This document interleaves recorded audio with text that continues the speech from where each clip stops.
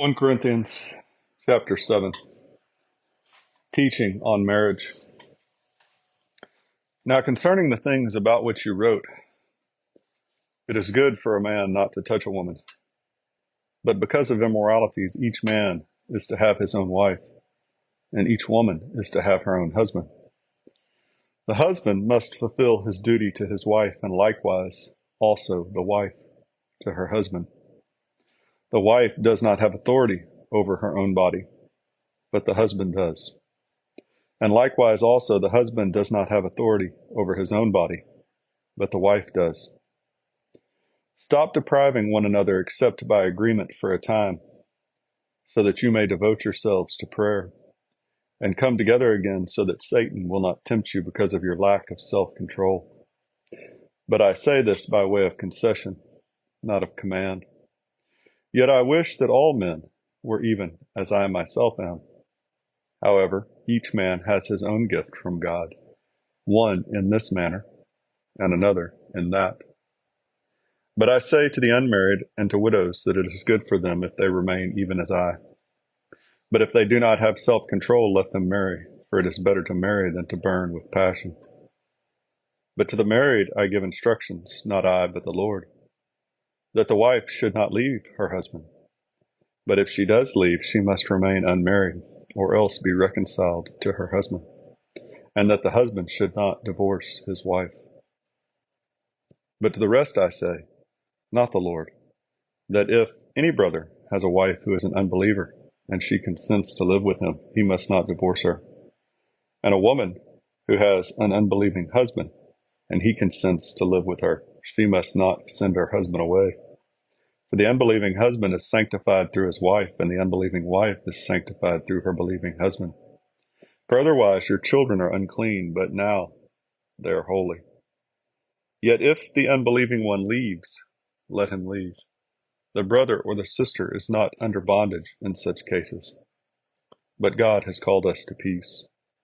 For how do you know, O wife, whether you will save your husband? Or how do you know, O husband, whether you will save your wife? Only as the Lord has assigned to each one, as God has called each, in this manner let him walk. And so I direct in all the churches. Was any man called when he was already circumcised? He is not to become uncircumcised. Has anyone been called in uncircumcision? He is not to be circumcised. Circumcision is nothing, and uncircumcision is nothing. But what matters is the keeping of the commandments of God. Each man must remain in that condition in which he was called. Were you called while a slave? Do not worry about it. But if you are able also to become free, rather do that. For he who was called in the Lord while a slave is the Lord's freedman. Likewise, he who was called while free is Christ's slave. You were bought with a price. Do not become slaves of men. Brethren, each one is to remain with God in that condition in which he was called. Now concerning virgins I have no command of the Lord, but I give an opinion as one who by the mercy of the Lord is trustworthy. I think that this is good in view of the present distress, that it is good for a man to remain as he is. Are you bound to a wife? Do not seek to be released. Are you released from a wife? Do not seek a wife. But if you marry, you have not sinned. And if a virgin marries, she has not sinned. Yet such will have trouble in this life, and I am trying to spare you. But this I say, brethren, the time has been shortened, so that from now on those who have wives should be as though they had none, and those who weep as though they did not weep, and those who rejoice as though they did not rejoice, and those who buy as though they did not possess, and those who use the world as though they did not make full use of it. For the form of this world is passing away. But I want you to be free from concern.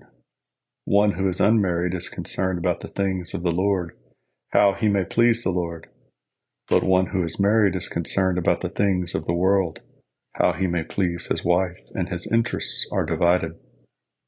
The woman who is unmarried and the virgin is concerned about the things of the Lord.